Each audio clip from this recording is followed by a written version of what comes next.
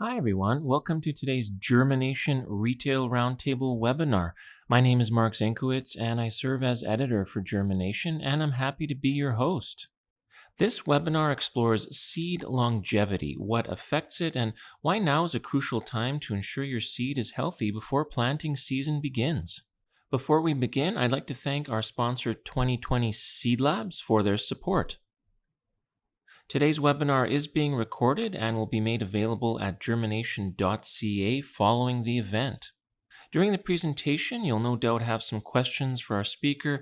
Please type these into the chat box and we'll address them during the Q&A session we'll hold after the webinar. Our speaker today is Carrie Matheson, Operations Manager for 2020 Seed Labs. She joined 2020 Seed Labs in 2005 as a technical analyst and has previous experience at the Alberta Wheat Pool as an analyst trainee and with CFIA as a licensed crop inspector.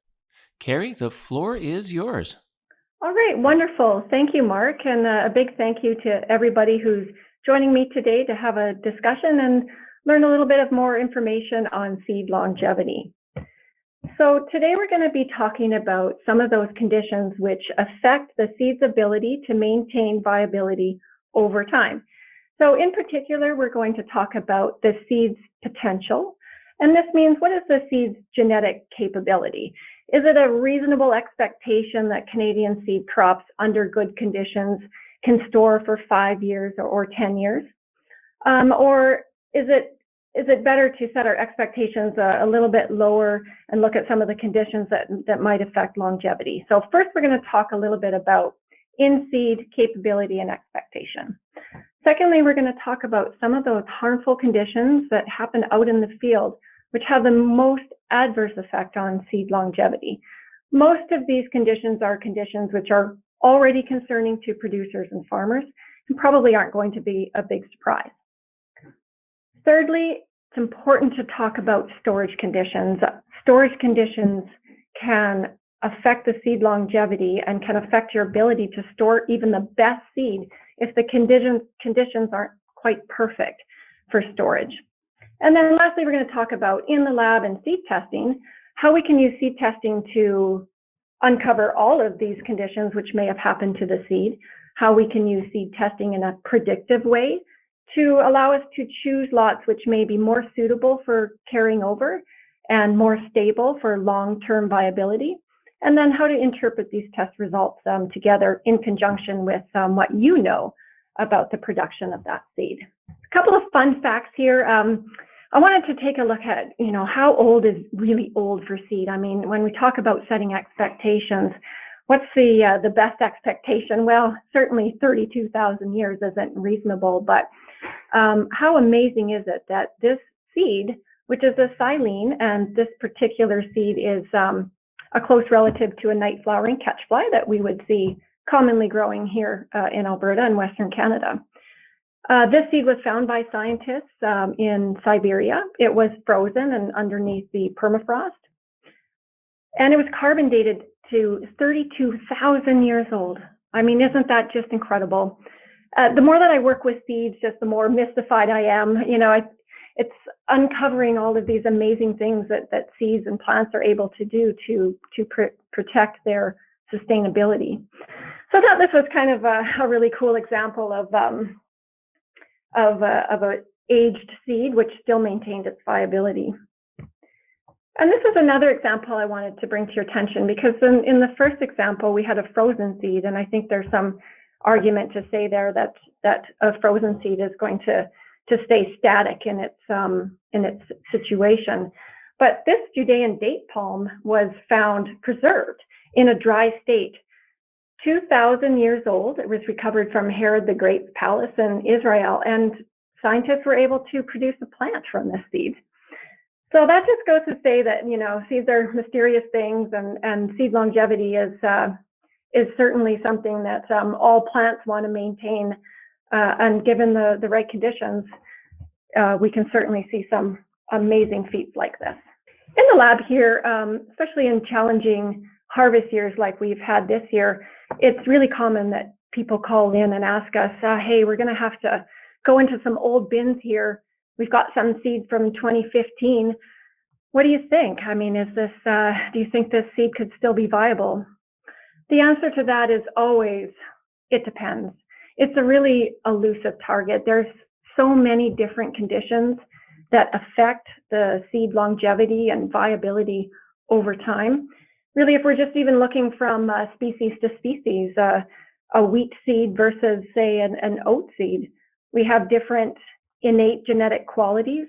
We have different breeding programs, so variety even to variety might present some differences in seed longevity within the same crop. Throw in some growing conditions, the storage conditions, and always moisture content is really important when we're looking at storage ability and long-term viability. So it's a difficult question to answer. What is a reasonable expectation in terms of seed?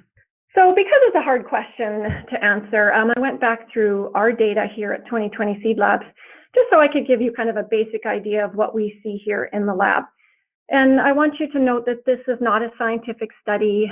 These aren't representative populations, but we do generate a lot of data here. And when I went back through the years, I found that, even up to 10 years, we've had cereals submitted, which were around 10 years old, that still maintained their viability.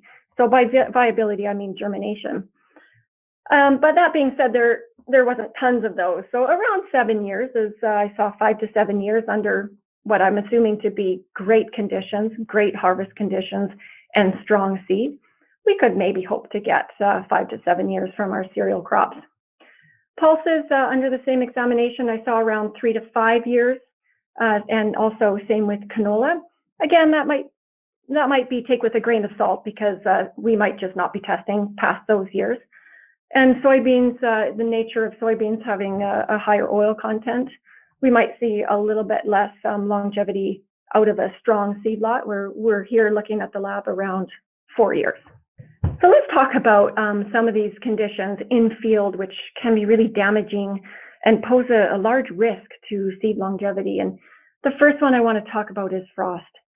Frost may look really beautiful on this picture up here in the right-hand corner, but certainly not beautiful when we wake up on a late August morning and find our fields covered in frost. The reason why frost can be so damaging is that it's quite arresting to the biochemistry that's still happening in seeds, which are still developing. If the seeds are completed their development, it can be less damaging because all of those cellular processes may be complete and the seed is entering into an after ripening phase. There may still be an effect, but not quite as deep. But when we get those early frosts, this is when we start to see this major cellular disruption that can not only affect your long-term potential, but also your immediate viability. The other complication with frost is that it can cause the seeds to fall into an induced dormancy. For example, we'll take a year like this where we've had a very challenging harvest once again. Right after harvest, we had those crops tested, and we had germinations which were showing deep levels of dormancy. And then we were also seeing some seedlings displaying frost. So when we see the combination of those two things, some frost and deep dormancy, that may be the seed's response to protecting itself, as it's that hormone balance isn't there to allow the seed to germinate yet. So it's kind of pulling within itself. It's not going to allow germination to happen until all of those metabolic functions and post-ripening biochemical processes are complete. Now, if you test that crop again, say later in the winter, maybe around this time, often we'll find that dormancy has worked its way out of the seed, but it has been replaced with deeper levels of frost damage. And in those cases, it's often that we find the viability of the whole lot has drastically reduced and may not even be suitable for planting in the following year. So frost happening particularly earlier in the season is extremely damaging to the seed for its short-term and long-term viability.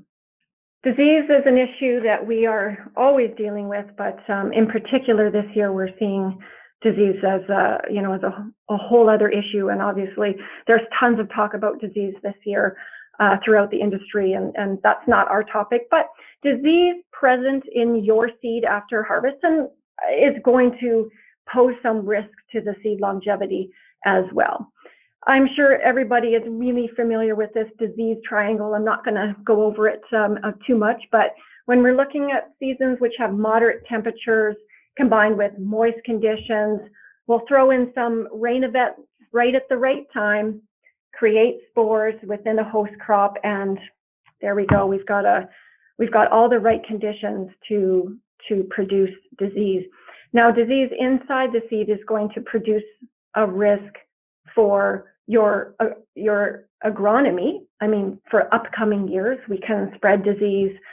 We can potentially contaminate other seed lots through handling, but also having that disease on the internals of the seed can reduce the vigor of the seed, which in turn means that it's not going to store long-term, as well as a seed lot that has had no exposure to disease.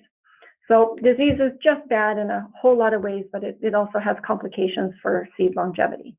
Chemical damage, what we see with chemical damage is when desiccation happens on developing seeds.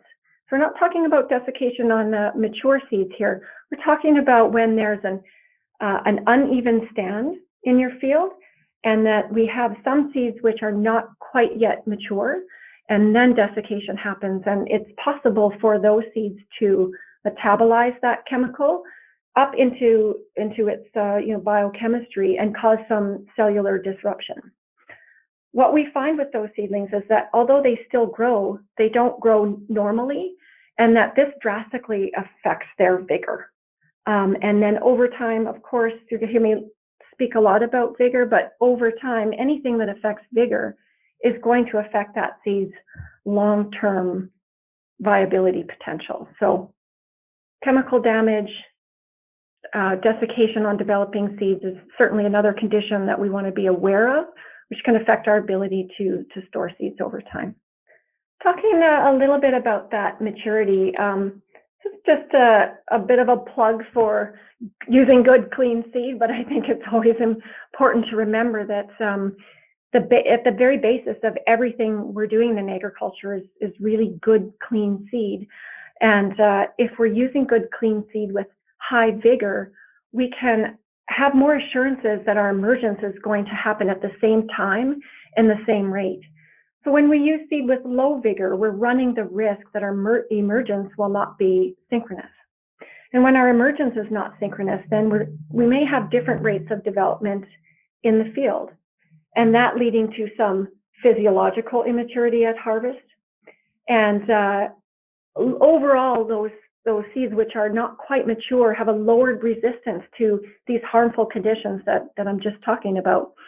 And that creates low vigor seed. And so it's a vicious cycle that kind of goes around and around. Always we want to be using good, clean seed with high vigor. That's absolutely our best situation if we want to look at overall seed health and seed which may be capable of storing over years. So we've talked about field conditions, which can be harmful to seed longevity. Let's talk about what happens in the bin. Even the best crops, great conditions, but if we've got poor conditions in the bin, we can certainly affect seed quality and seed longevity. Grain maintains temperature very well, and grain can maintain temperature in the bin even up to a couple of months. So this warm grain creates convection currents, which then move throughout the seed in your bin, can move up the center of your bin and create hot spots.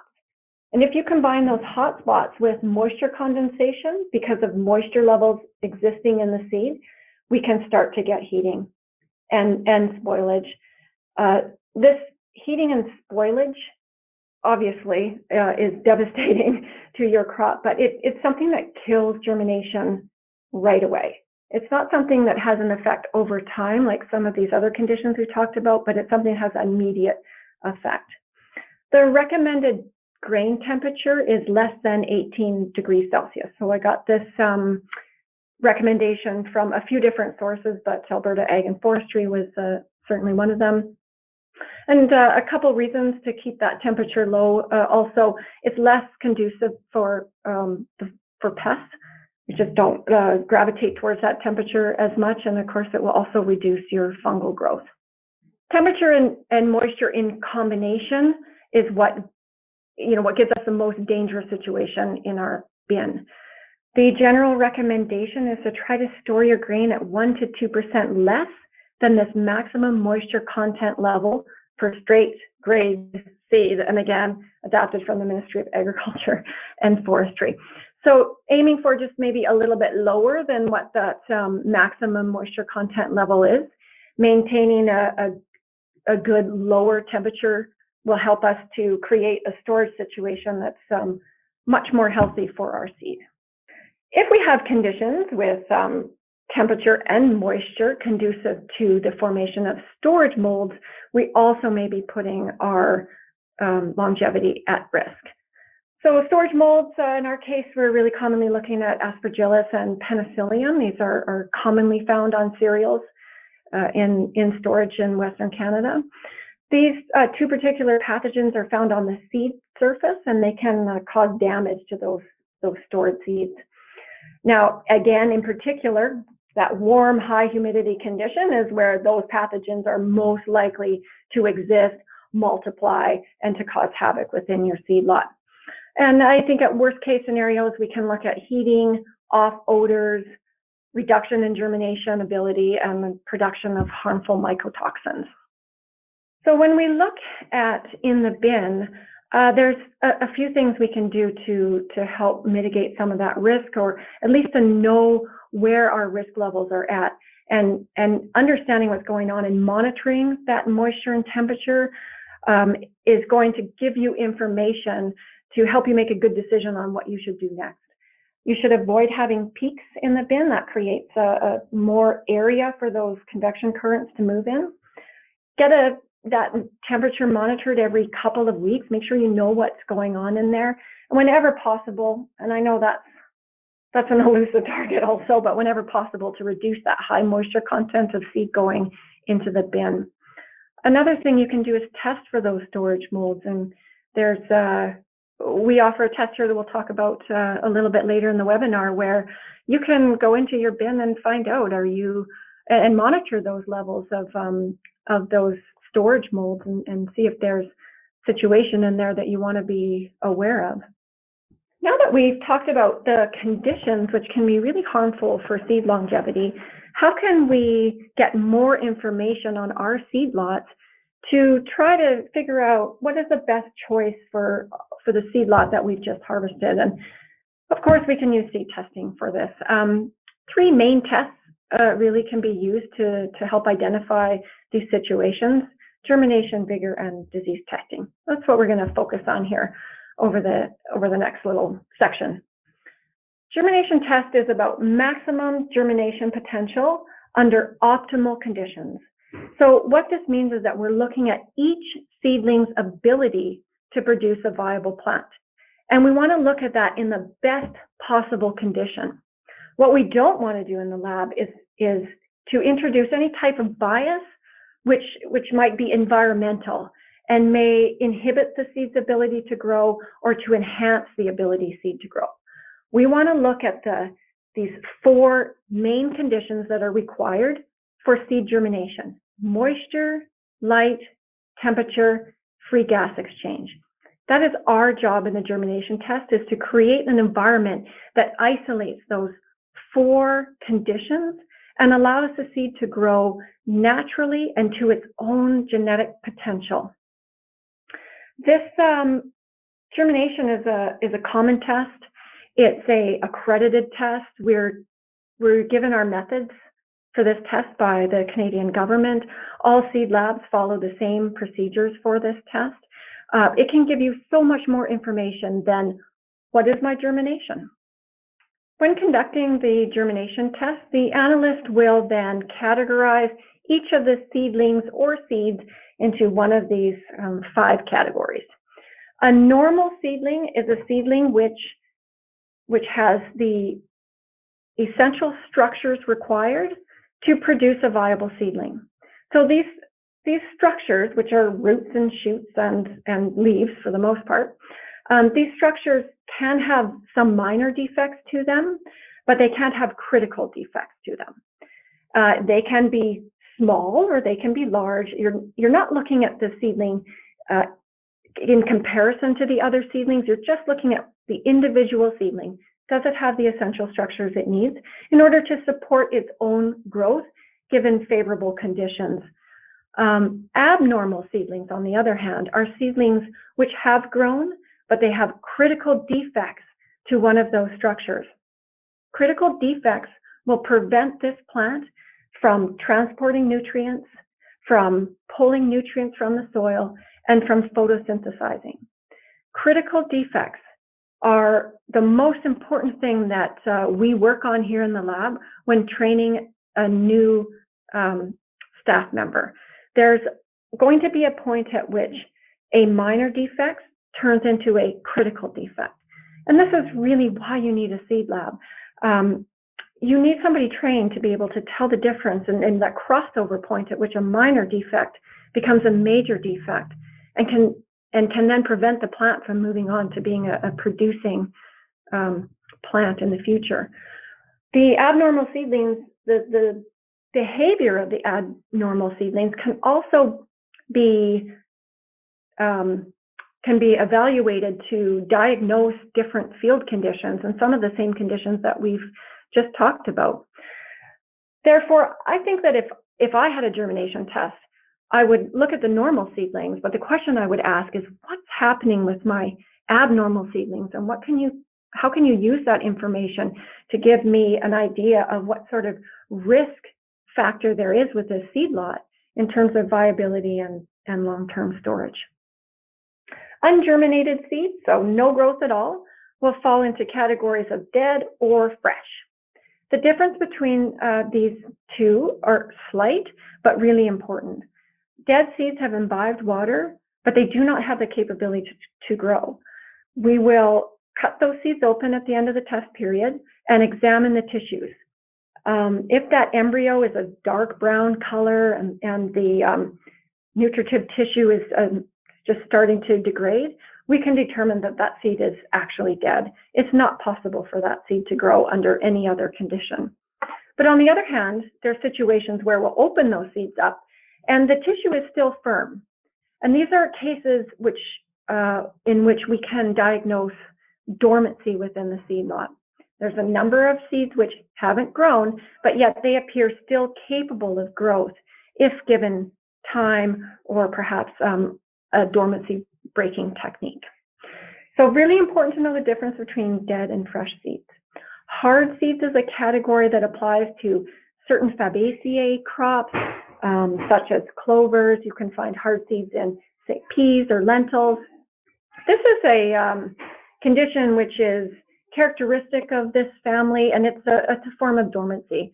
And what it means is that there's a impermeable seed coat. Even though that seed has been exposed to water, it hasn't imbibed any.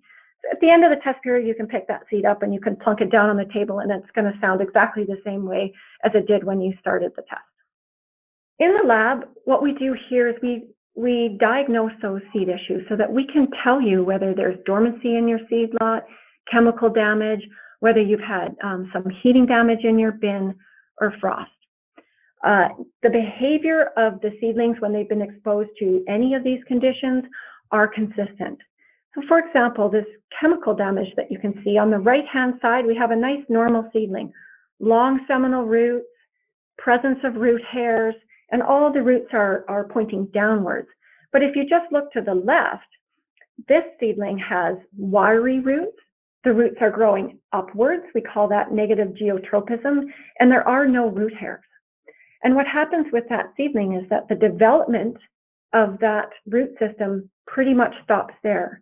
The shoot may continue to grow for a while, but that root system is incapable of bringing enough nutrients to the shoot portion of the seed in order to support its continued growth.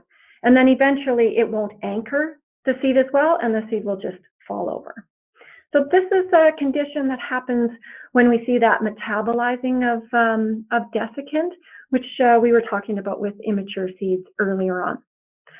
If you know that you've desiccated, and we have found a couple of these seedlings, this is good information that you can put together. If you're thinking about, should I carry over this seed, you can use that information along with your vigor test to figure out whether it's a good idea to carry over that seed or not. Same kind of idea with frost. Frost really, as we talked about, disrupts that cellular formation, and you can really see it in the abnormal seedlings on the right-hand side. We've got one good one on the left here, and then we've got some getting worse ones towards the right.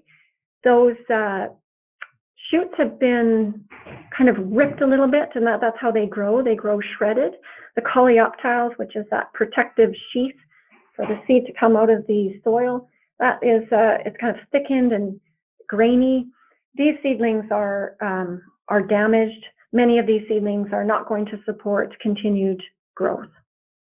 The heating is a little bit harder to see here, but what happens when seeds are heated is they generally die.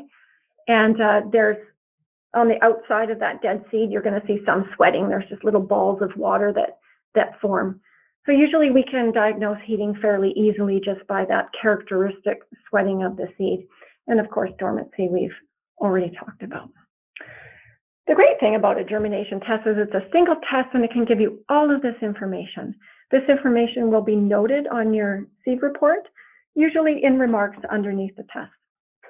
Vigor test is a critical test, and the vigor test will look at the performance of your seed. Now, we talked about germination. Germination is about each individual ability under the best possible conditions. But vigor really does two things. Your vigor test can give you an indication of your seed performance under stress. It can also give you an indication of your storage or your seed life potential. And the reason for this is that what I have here is the seed life curve. And if you know me, anyone who knows me knows that I love the seed life curve. The top part of the curve shows a typical seed life curve for any seed, starting out with good, strong seed. Now, if we think about the seed lasting several years, starting at 100% here, you can see, the seed's going to stay stable for quite some time. And then once we start to fall off the curve, it happens in kind of a short amount of time. So what we see in the lab here is that when seed becomes unstable in its germination, you'll get some instability in the seed lot. So if you've tested a bunch of times, you'll get some high results and some lower results. But then the viability will drop quite quickly, and this can happen even within several months. So if that happens during a time in which you're not testing, you're running some risk there that your seed lot can lose viability without you knowing. However, if you test vigor, that vigor number will start to fall before your germination. Therefore, if your germination is quite high and you've tested it, let's say you've tested it 3 times and it's quite high, but your vigor number is dropping each time, that can help you predict that your germination viability is also going to start to fall off quite quickly. Therefore, it's really, really important to be testing vigor throughout the entire process, starting with right after harvest. Where did you start? Where did your vigor start? And look at it in comparison to that germination, particularly if you're looking to store seed over time. That is an indicator that your seed quality is starting to drop and that your viability might be falling off as well. So paying attention to those vigor numbers, comparing them to your germination numbers is critically important. Why do we have loss of vigor? Really for 3 main reasons. Chronological aging. This is just normal aging over time. Just like us as humans have normal aging over time, so do seeds. A seed lot will start to age pretty much immediately after harvest. However, the rate of aging can be physiological, and this can be dependent on your seed production, weather, harvest, and that all critical relationship of seed to the mother plant. So we can induce and not we, but conditions can induce faster physiological aging because of these stressful conditions. And these are all the conditions that we've already talked about. And of course, storage. Temperature, seed moisture, humidity can absolutely cause that loss of vigor. I wanted to take a few minutes to talk about low vigor results and high germ results. So we talked a little bit about this, but because this year we're seeing some pretty low vigor results, and that we experienced this situation where we had okay germination results after harvest, but low vigor results at the same time. We would like to see a spread for good quality seed. You'd like to see a very minimal spread from your germination and vigor. And you would like to see that carry you through the season. And if you're carrying over, you want to see that maintain itself. When we start out the season with a strong germination or reasonably strong, and we see our vigor rates quite low, that can be an indication of risk. And in the way that I was just talking about that seed life curve, we've got that low vigor. We want to make sure that we continue to test that lot through the year, and test it as frequently as you can, just to make sure that germination isn't going to fall. This year, on average, these are some numbers we had from January. Barley crops, our average germination was 85. In a good quality year, we're definitely seeing that up in the 90s. Vigor test, 78. And in comparison, again, when we've had decent quality years, we would expect that vigor to be up in the 90s. So you can see here that what a challenging harvest we've had. I don't need to remind anybody about that, but it's certainly having its effect on seed quality this year. And there may be the situation where producers and farmers are looking into their bins to access more healthy seed from years past.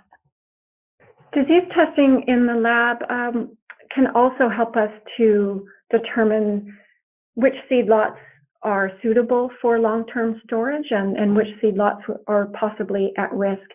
The Aspergillus and Penicillium that we spoke about earlier, the storage molds, we can determine that if these are present or not through the fungal screen. So the fungal screen quantifies 10 different pathogens that are most commonly found on cereals, and of course those 2 pathogens are part of that. If you're monitoring this at the beginning of the season, let's say off of combine, and then you monitor it again, test it again in, let's say, January, and you find that those numbers are increasing, well, this is something that you want to take into account when you're making plans on whether to use this seed, carry over this seed, or treat this seed. We have the same type of test on peas. It's called a complete disease diagnostic, and in this case it quantifies 6 different pathogens commonly found on pulses. Fusarium, obviously a huge issue this year in Western Canada. We have 2 methods here in the lab that we're using to test for Fusarium, the DNA method and also the plate method. The DNA method verifies the presence, so this gives you a absence or presence, a yes/no answer, you have it or you don't. And our plate method quantifies with a percentage. Now, the benefit of the DNA method is that it's more sensitive than the plate, and it can pick up on late season infection. This is really important for enabling some preventative measures in terms of our sustainability and our environmental stewardship.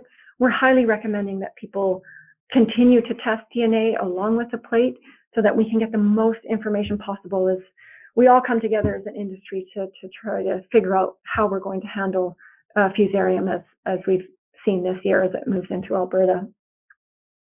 Obviously, we have lots of other disease tests here. I'm not going to get into them too much, but those main ones that you want to test for, those storage molds, we can test for that here in the lab. And again, I guess just a reiteration that these disease results can be used to determine seed treatment that will provide you the best control of the types of pathogens that we found. And then again, we can decide if that high level infection is too high for adequate control of seed treatment and whether you should be sourcing a new lot. So lots of good information coming from disease testing, even if it's not positive results in terms of clean seed. Quick look at what we're seeing with seed quality this year. Frost, 17.3% of samples that we received in January had levels of dormancy detected still. This is a pretty high number. On a better quality year, we should be seeing maybe 1 or 2%. So pretty high issues still happening with seed quality is that dormancy. And of course, also frost, we're at 12.2% in January. Again, you really want to keep your eyes on those frost lots. And fusarium, a little bit hard to see here, but the counties in which we've detected fusarium on so far this year in Alberta. In summary, I think that we can say anything that affects seed quality is going to affect your seed longevity. So all of the things that you're probably already doing to determine if you've got a healthy seed lot, you're also going to use that information to determine whether these conditions are going to inhibit you from being able to carry over that seed. I think that if I could recommend a best practice is that you get as much information as you can right from the very beginning, right from the time that you plant that seed, and look at your rate of emergence, calculate your rate of emergence, monitor all of those weather events that are happening throughout the growing season, and in particular, you want to pay attention to what's happening during seed development and write that information down. Once you get that seed into storage, monitor it, test it, and then get that seed tested for germination, for disease, for vigor, and then put all that information together. And this is where you really want to use your seed lab, and we encourage you to use the seed lab for this. This is really what we do. Bring that information to us, and we'll help you figure out where your seed quality is really at. But it's, the producer holds a big piece of the puzzle with all of these field conditions, and the lab holds another really big piece of all those things that kind of go beyond the number. I have a germination result. I've got 10% abnormal. What does that really mean? Let us help you. Call us. We'll talk to you about it. We'll help you get a good picture of where your seed quality is and how you want to use that information to make a really good plan for your farm, not just for this year, but for years to come. So here's a picture of us from last summer. I want to thank everyone for taking the time to spend their lunch hour with us and talk a little bit about seed longevity. We're available anytime. Email me, call me if you have any questions, call the lab. It's really what we do. We exist here because of all the great customers and great people that exist out there in the Canadian ag industry. So thank you very much. Thank you so much for your presentation, Carrie. We'll now take some questions. If you have a question, please type it into the chat box. We have Carrie on the line. We also have Joel on the line. He's a seed diagnostician at 2020 Seed Labs. I have a question regarding seed dormancy. I'm still seeing seed dormancy in my seed lot. What does this mean for spring seeding? Yeah, absolutely. So a really great question, and I think really timely for this season, as we are still seeing quite a bit of dormancy here in the lab at this time of the year. So right now we're sitting kind of at the beginning of March. There's still more time for your seed to continue to change on that kind of metabolic level, physiologically. There's time to continue to run one more seed test, and I think that's my first recommendation is try to get in another seed test so you can determine what the quality is as close to spring as possible. Once you get that seed test done, I think the second step is determine what level of dormancy are you still seeing in the seed. Now you can do this in conjunction with your seed lab. I mean, just giving them a call and they'll be able to tell you. You can also tell by the method. In the method, it will tell you what sort of dormancy techniques were used, and if they're, let's say, a 7-day dormancy breaker with a chemical, that usually means that your dormancy is quite deep. If you determine that your dormancy is still quite deep at this time of the year, what we're recommending to our customers is that they submit samples for a cereal stress profile. And this is a test that we offer. It's an emergence test taken at 4 different temperatures, 5 degrees, 7 degrees, 9 degrees, and 11 degrees. And this can help you determine if you need to use this seed lot and you still want to go ahead with it, you can use this as a tool to determine what can be the best soil temperature for you to get that oh so important synchronous germination. So kind of you have to look at the whole picture, determine where your risk levels are at, and then again, try to use as much testing and get as much information as possible to make a good decision on your farm. I have a question regarding tetrazolium testing. Have you ever seen tetrazolium tests in grass seed where there is significant staining outside the embryo? And if so, do you have any idea what might be causing low germination or low vigor? So I'm going to assume that staining outside of the embryo is happening on seed lots which are showing low germination in the germination test. Does that sound correct? Mm-hmm. Right. So what that can be an indication of is a false positive, and that there may be some disease presence that's causing an interaction with the tetrazolium chloride chemical. And I've seen this in some lots with aging lots where there's almost like a bleeding of that TZ, that coloration down into the endosperm. So in those cases, sometimes there's disease present and it's causing a false positive. So we want to watch for that when we're conducting that test, and also pay attention to what the soak water looks like, and then what your TZ solution soak looks like as well, because when we're seeing a lot of cloudiness in there, that can also be an indication that there may be some dead seeds and then possibly some disease in there interfering with the test. Do you only test for Fusarium graminearum or also for Fusarium calmorum? We have a specific test for Fusarium graminearum. We do identify calmorum species, but people would have to request that specifically. But we can distinguish between the two species on a fungal screen. Can you comment, are there chemicals used to test viability of seed in place of a germination test? Yeah, absolutely. So we were just talking about that TZ test, and that would be one of them. And I'm cautious to use the word replace, but I would also use it as a tool. So the idea behind that tetrazolium chloride test is that the chemical reacts with the respiration in the seed. It causes a reduction reaction, and there's a replacement where the tissue in the seed becomes stained a red color. And where we see the staining in that seed, we can determine that there's live tissues. And then that pattern can be used, the pattern of staining can be used to determine whether the seed is viable or not. So in a sense, yes, that TZ test can determine viability. What we want to be careful for is false positives, like we've just talked about. And the other thing is that the TZ test circumvents dormancy. This is a really useful tool when we're testing native grasses, but can sometimes add some risk if we're looking at, say, a cereal crop where we don't have a germination test, we just have the TZ test. We don't know the level of dormancy. Dormant seeds are still going to stain. So it's a great test. It's a very quick test. It gives you some great information. I wouldn't necessarily recommend that you replace your germination test with a TZ test, but use them together to get more information about the seed.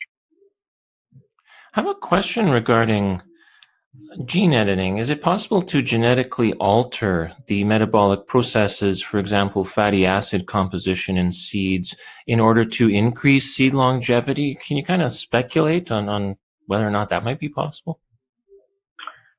Well, that's a really big question, I think, and a big speculation. Yeah. So what I do know is that over the last 10, 15 years, advancing technologies in agriculture has been profound, and it's really exciting to be a part of this industry right now at this time. I was lucky enough to go to a ISTA meeting in Estonia where this was a couple years back, where scientists were presenting their work, and there's so much focus on genetics that, if this isn't in the works right now, I wouldn't be surprised to see that this type of research starts to make its way out into commercial programs. Is it possible to determine whether or not seed is disease-free with the human eye? That's an interesting one. I imagine simply looking at a seed probably isn't the most accurate way to determine that, but can you offer any insights there as to whether there's a way that people can tell just by looking at their seed if there might be a problem? Yeah, so if you have very high levels of disease, you'll probably see all kinds of symptoms on the seed. You could see discoloration, you could see shriveled seeds, say if it was fusarium infected.